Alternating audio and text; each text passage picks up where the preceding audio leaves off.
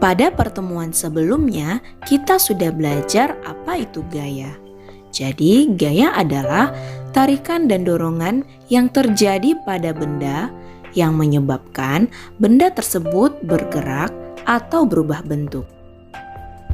Dalam kehidupan kita sehari-hari, ada berbagai macam jenis gaya.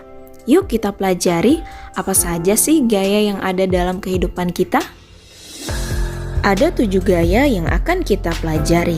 Yang pertama adalah gaya otot, gaya gesek, gaya mesin, gaya pegas, gaya gravitasi, gaya listrik, dan gaya magnet. Ketujuh jenis gaya ini dikelompokkan berdasarkan gaya sentuh dan gaya tak sentuh.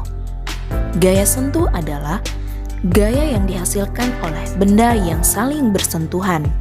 Sedangkan gaya tak sentuh adalah gaya yang dihasilkan tanpa adanya sentuhan atau interaksi antar benda. Untuk itu, di sini yang menjadi bagian dari gaya sentuh adalah gaya otot, gesek, mesin, dan pegas. Sedangkan gaya tak sentuh adalah gaya gravitasi, gaya listrik, dan gaya magnet. Sekarang kita akan membahas lebih dalam mengenai gaya sentuh. Yang pertama adalah gaya otot. Gaya otot dihasilkan oleh otot manusia dan otot hewan. Nah, contoh gaya yang dihasilkan oleh otot manusia adalah ketika mendorong meja, mengayuh sepeda, menendang bola, dan memukul bola kasti. Sedangkan contoh gaya yang dihasilkan oleh otot hewan adalah ketika kuda menarik kereta dan kerbau membajak sawah. Nah, sekarang coba kamu pikirkan, kira-kira kegiatan apa lagi ya yang menggunakan gaya otot, baik gaya otot manusia maupun otot hewan? Berikutnya adalah gaya gesek.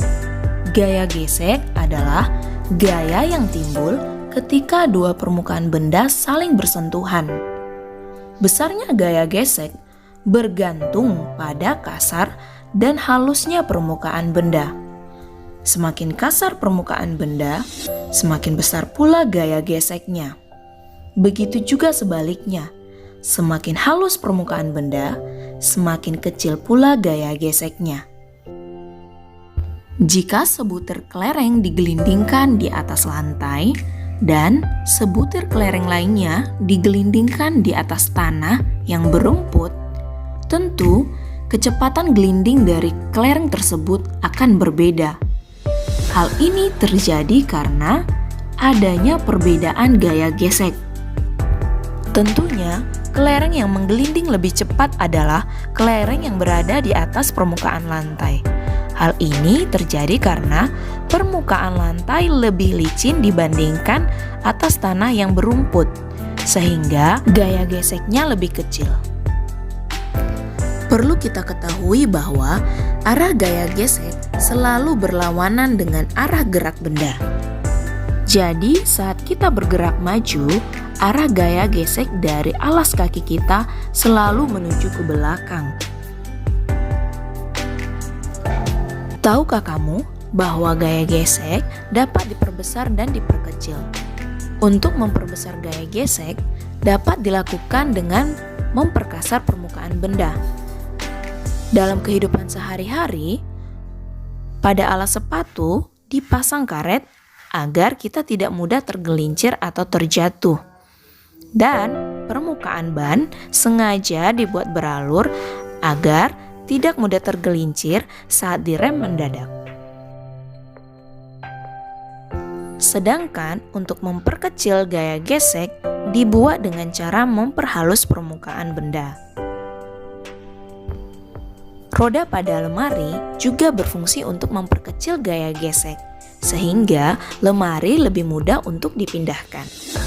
Sedangkan pada mesin, gaya gesek diperkecil dengan cara memberi pelumas atau oli, sehingga memperkecil pengikisan permukaan mesin tersebut. Dengan adanya gaya gesek, ketika kita berjalan, kita tidak akan tergelincir. Dan Dengan adanya gaya gesek, kita juga dapat menghentikan benda yang sedang bergerak. Berikutnya adalah gaya mesin. Gaya mesin adalah gaya yang dihasilkan oleh kerja mesin, seperti pada kendaraan yang bergerak. Dan yang terakhir, gaya pegas. Gaya pegas adalah gaya yang dihasilkan oleh benda-benda yang elastis. Saat benda elastis ditarik, maka benda tersebut akan kembali pada keadaan semula. Contohnya pada ketapel, per, karet, dan busur panah. Ketika benda-benda itu ditarik, maka akan kembali ke bentuk semula. Demikianlah pembahasan mengenai macam-macam gaya sentuh. Semoga kita bisa memahami gaya sentuh yang terdapat dalam kehidupan kita sehari-hari.